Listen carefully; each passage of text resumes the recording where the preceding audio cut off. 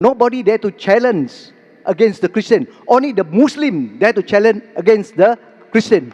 There are some Muslims like Tun Dr. Mahathir Mohamad.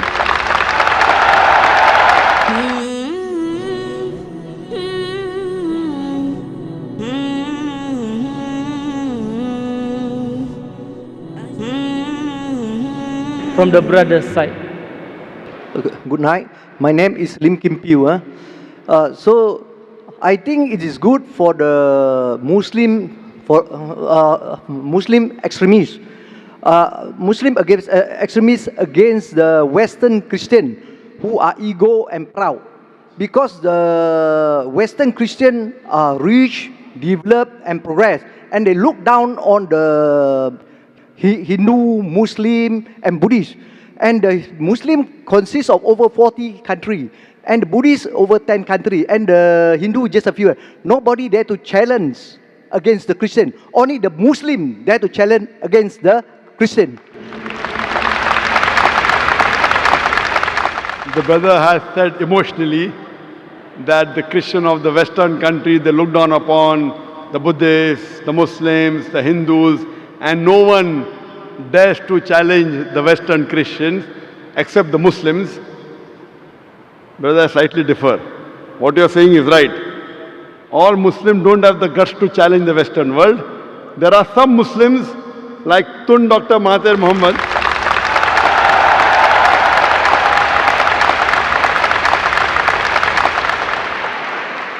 All the Muslims don't have the guts. And I am a person who is not very much in favor of politicians. There are very few politicians who I respect, and one of them is Tun Dr. Mahathir Mohamad. And I remember when I met him the first time several years back in Abu Dhabi, we were discussing, and he said that if the Muslims, if the Arabs stop dealing in dollars, America will come on its knees immediately.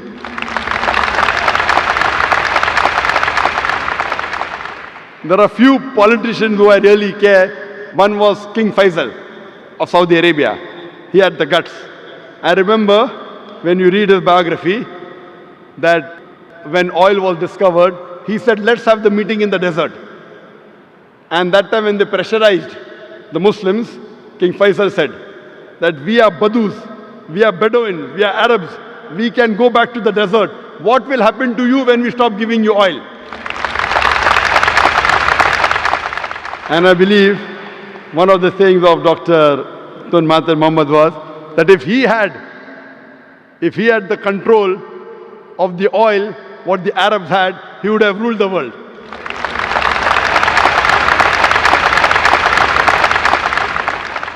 That's why I said in my lecture of Terrorism Muslim Monopoly that most of the terrorist acts, directly or indirectly, are related to politicians. They try and create the vote bank. They create all this problem. In Islam, we do not believe that we should look down upon one another based on caste, color or creed.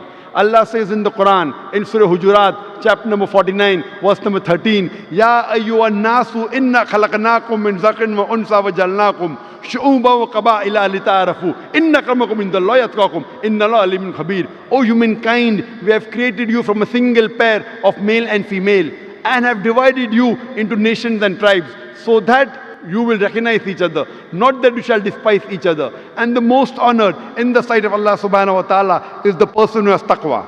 The criteria for judgment in the sight of Allah subhanahu wa ta'ala, the only way one human being can be superior to the other human being is not by wealth, it's not by color, it's not by creed, it's not by sex, but it is taqwa, it is God consciousness, it is piety, it is righteousness. In Islam, we do not believe one human being is superior because of wealth or color or caste or creed. It is taqwa. And I do agree with you. I do agree with you totally that the Western world, they think that they are superior. They think they are superior. The only way you can be superior is by being extra God conscious, by being righteous, by being pious, not by setting rules. And when the Western world talks about justice, when they talk about freedom of expression, if it does not hurt them, you have freedom of expression. If it hurts them, no freedom of expression. And the Western world talking about justice, I feel that one of the most unjust countries in the world are the Western countries.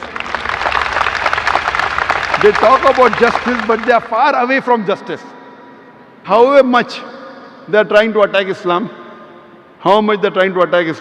Islam is growing. Islam is growing.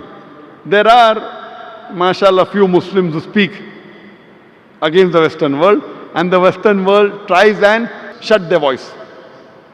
That's what they tried to do to your ex-Prime Minister, but mashallah, Allah helped him and he came up again. We know the history. And that's what they do, that those Muslims who speak the truth, because of my being very vocal and speaking the truth, the Western world doesn't like me speaking the truth. I would like to give an example. I have been to UK several times.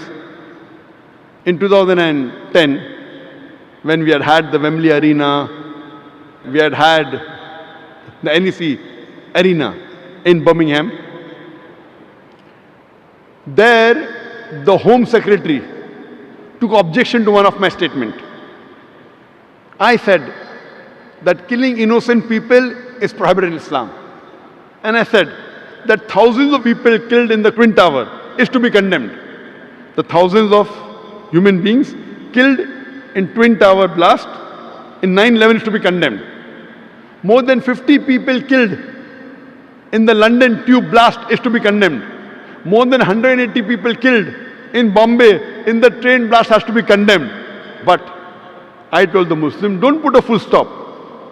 Besides condemning all this, I also condemn the thousands of innocent people killed in Afghanistan, in Iraq and Palestine.